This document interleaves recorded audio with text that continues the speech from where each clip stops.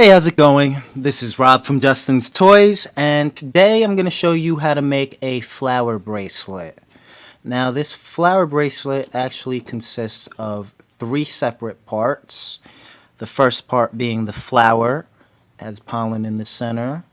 The second part is going to be the stems. As you can see, there's two stems. And then the last part is going to be the ivy chain.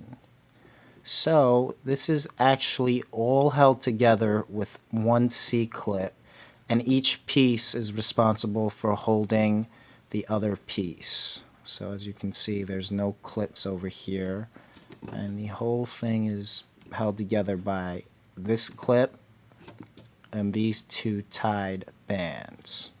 So since this is a three-part bracelet, I'm going to work in sections. And the first part is going to go into how to make this flower charm. So what you want to do is set up your loom. This flower charm is actually a hexafish that is only 11 bands, 11 pink bands, 3 pollen bands, and 2 bands that are holding it to the bracelet. So I have all my bands set aside right here. For this video, I'm going to have a jelly pink flower, 3 pollens, but the outside pollen is going to be orange, and then these 2 neon greens are going to be these 2 jelly yellows. So if you watch the hexafish video, you know how to set up the loom, but if you haven't, what you want to do is have 2 bar pins, a small base and a large base. And the first one you are going to put on the large base in the center, and then secure the other side with a small base. Make sure you have a gap in between that is at least 3 pegs wide, and that should be sufficient. Then the next bar pin you want to have in the opposite direction, and I'll show you why I do this, because it's going to make it easier where you can just rotate and get into the groove on both sides, depending on if you're left-handed or right-handed. I'm right-handed, so I have the groove on the right side. If you're left-handed, reverse these 2 bar pins so that the groove is on the left on the bottom, and then when you rotate it, it'll still be on the left on the bottom. Alright, so just like how you start the hexafish, you want to create a perimeter around the 6 pegs you are using. So I'm going to use these 6 right here, and I'm connecting them by using 1 rubber band, and I am going to create an 8, just like that. So if you see closer, I'm going to connect the next 2 pegs right there, and then the next 2, it's going to be a different side of the rectangle. Then these 2, and these 2, and then the last 2. So as you can see, all 6 sides are covered, creating this rectangle of 8s, and I am going to push down on all sides to make sure that there's space for the next band. Okay, next I'm going to grab 1 single flower colored rubber band, and I'm going to put it around all 6 sides, no 8, so that is going to create a rectangle. And you want to make sure that the top band, this band that you put on top, is on top of all the bands before it. Organization is very important, because if you do not put them in order, it will not come out right. Okay?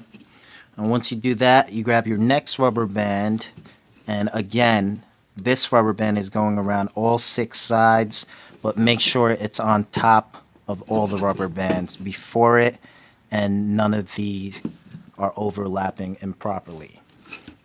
Okay? Now that you have those bottom 2 8s and then 2 regular bands on top, you're ready to begin looping. So grab your hook, grab those bottom 2 bands and bring them up and over. So these bottom 2 bands are the ones that were made up of the 8s. Bring those bottom 2 up and over.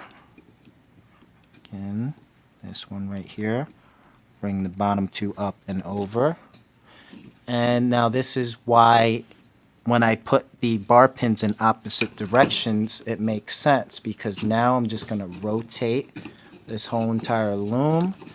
And as you can see, my groove is conveniently on the right now, so I don't have to be awkward and try to go in like this to get into that groove. It's still conveniently at the most accessible side that I would like it to be. Alright, so there you go. I'm done with all 6 sides. And now I can push down to make space for my next band. Again, just 1 band going on top of all 6 sides. Alright. So this time you are only bringing 1 band up. So if you want, you can go in and try to separate them, because this is going to be a little more difficult than the steps before and trying to grab that bottom band. Okay, so grab that, just the bottom band, bring it up and over, and bring just the bottom band, bring it up and over, and then just the bottom, up and over, rotate, and again, just the bottom,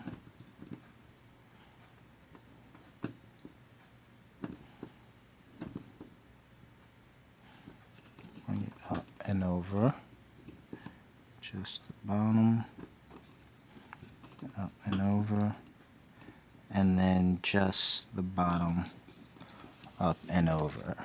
Okay, again, push down so there's space for the next band, and repeat. And over all 6 sides, just the bottom. This one gets easier.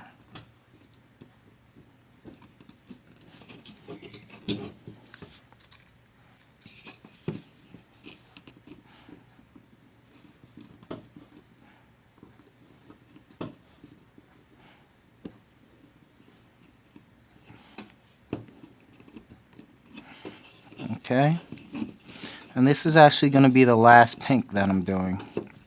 11 bands in total for the flower part.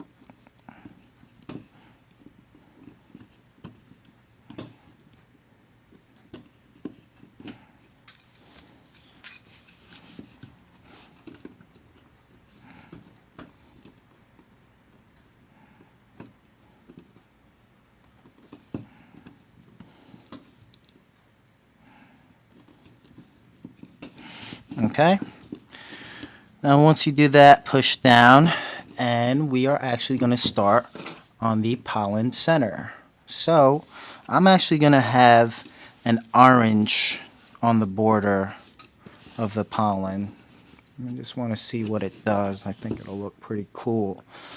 So again, put the orange on top, just bring 1 pink up top.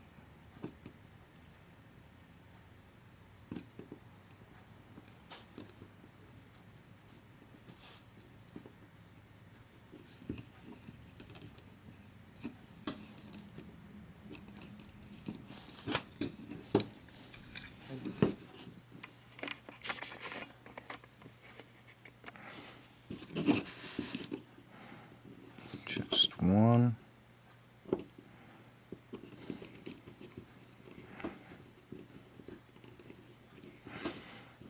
Push down.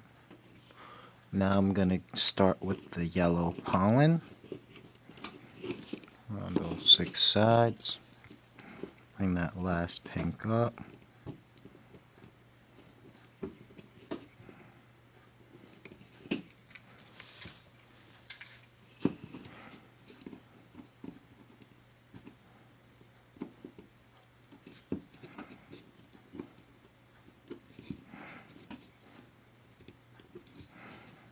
Push down,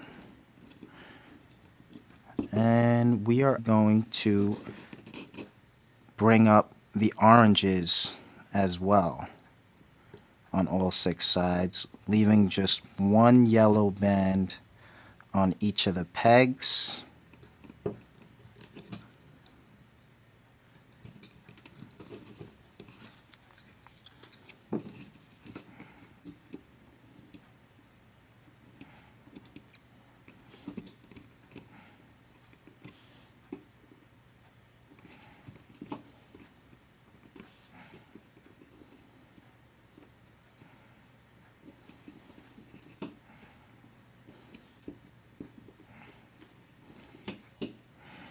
And then at this point, we are going to cut down 6 sides to 3.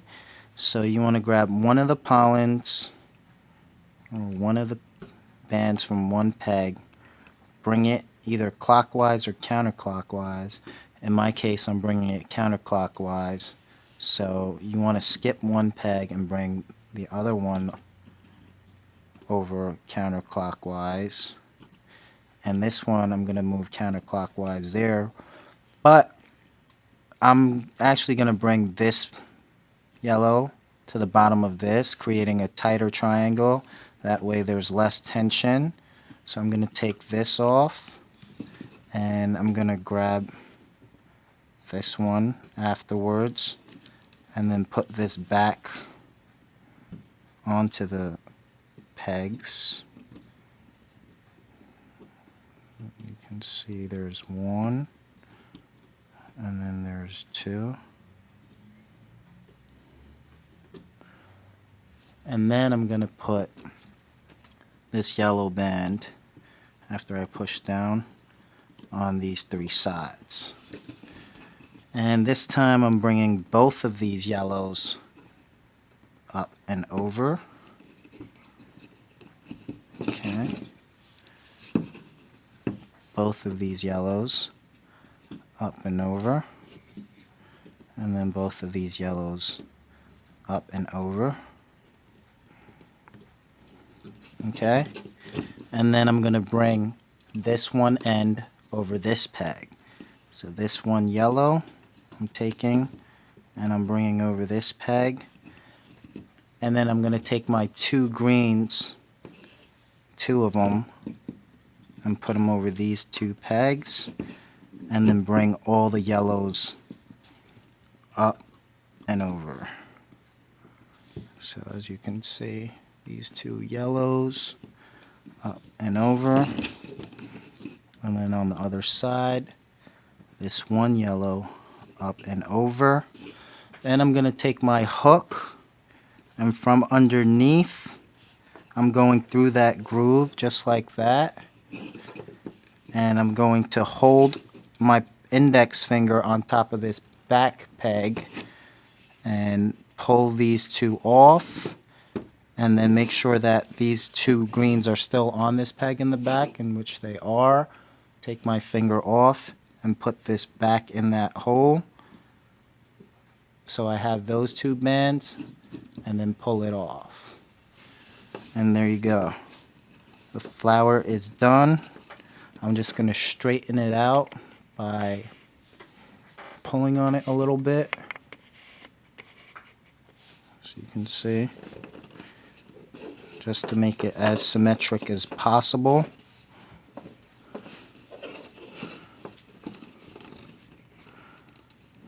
And there you go. That's the first part. So next step is going to be the stems.